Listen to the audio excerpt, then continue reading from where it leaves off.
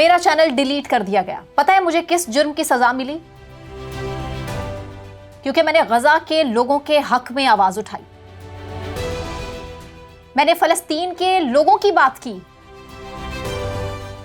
غزہ کے لوگ جس طرح مٹی کھانے پہ مجبور ہیں، وہ ویڈیوز میں نے اپنے یوٹیوب چینلز کے ذریعے آپ کے سامنے رکھی. میں نے پوری دنیا کو حقائق بتانے کی، دکھانے کی کوشش کی، اور مجھے اس جرم کی سزا ملی کہ مجھے تقریباً 29,000 سبسکرائبرز کا چینل ڈیلیٹ کر دیا گیا. میری غزہ کی ویڈیوز، میری دوسری ویڈیوز، یہ آپ اپنی اسکرین پہ دیکھ سکتے ہیں. میرا یہ چینل، جس چینل سے میری آواز کو دبانے کی کوشش کی، 4 ملین کے قریب مجھے ویوز ملے. لوگوں نے دیکھنا چاہا، لوگوں نے سننا چاہا کہ غزہ کے لوگوں کی کیا تکلیف ہے، کیا تڑپ ہے، مائیں کیسے بلک رہی ہیں. میں نے آواز اٹھائی غزہ کے حق میں، غزہ کے لوگوں کی تکلیف پوری دنیا کے سامنے رکھی، اور مجھے سزا ملی. میرا چینل بلاک کر دیا گیا، میرا چینل ڈیلیٹ کر دیا گیا. لیکن میں بس نہیں کروں گی. یہ میری اس چینل پہ پہلی ویڈیو ہے. میں فلسطین کی بات بھی کروں گی، میں غزہ کے لوگوں کی بات بھی کروں گی، اور میں کہوں گی کہ بحیثیت پاکستانی مجھے فلسطین اور غزہ کے لوگوں کی تکلیف محسوس ہوتی ہے. آخر ظلم کب تک کیا جائے گا؟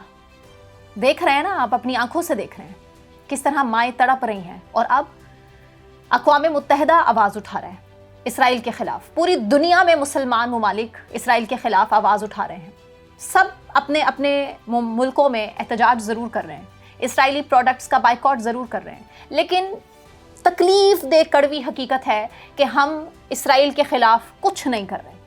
سب کے تجارتی سفارتی تعلقات وہیں کے وہیں موجود ہیں.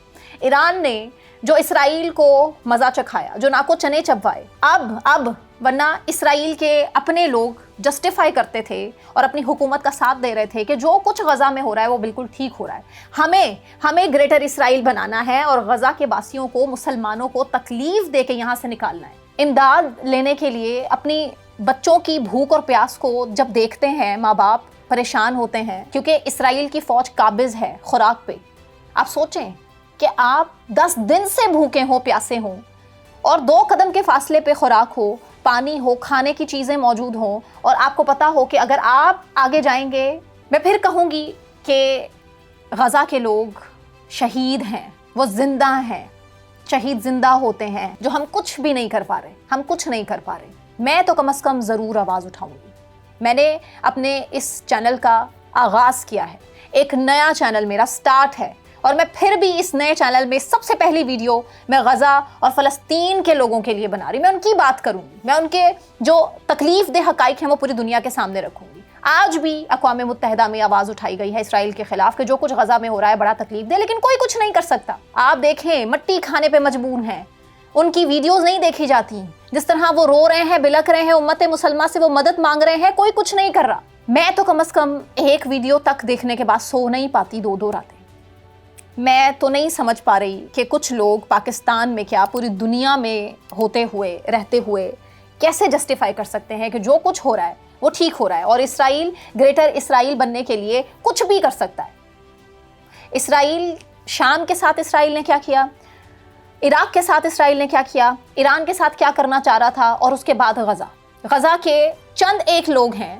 امریکہ کی طرف سے ایک مشروط پیشکش ہے کہ آپ غزہ چھوڑیں، غزہ کے مسلمان غزہ سے نکل جائیں، دوسرے ممالک میں چلے جائیں، صومالیہ چلے جائیں، لیبیا چلے جائیں، جہاں مرضی چلے جائیں، لیکن غزہ چھوڑ دیں. وہاں پہ ہائی رائز بلڈنگز بنیں گی. اپنے طور پر اسرائیل جو ہے غزہ کو نئے کنسٹرکشن کے بعد، ایک بڑی بلڈنگز بنانے کے بعد، وہ ایک نیا ملک تعمیر کریں گے. ایک نئی شکل اختیار کی جائے گی، اس علاقے کو ایک نئی شکل دی جائے گی. لیکن منظور نہیں ہے، غزہ کے لوگوں کو منظور نہیں ہے. وہ وہیں پر موجود ہیں، ان کو مجبور کیا جا رہا ہے، ان کو مینٹلی پریپیئر کرنے کی کوشش کی جا رہی ہے. اسی لیے تم یہاں سے نکلو، تمہیں ہر صورت یہ زمین چھوڑنی ہوگی. لیکن غزہ کے لوگ کسی صورت یہاں سے جانے کے لیے تیار نہیں ہیں. یہ بہت بڑا سبق ہے، بہت بڑا سبق. اور آزمائش صرف غزہ کے لوگوں کے لیے نہیں ہے، امت مسلمہ کی بھی ہے، کیونکہ جواب دہ ہونا پڑے گا اس دنیا میں بھی اور آخرت میں بھی. اب تک کے لیے اتنا ہی. اپنا بہت خیال رکھیے. اللہ حافظ.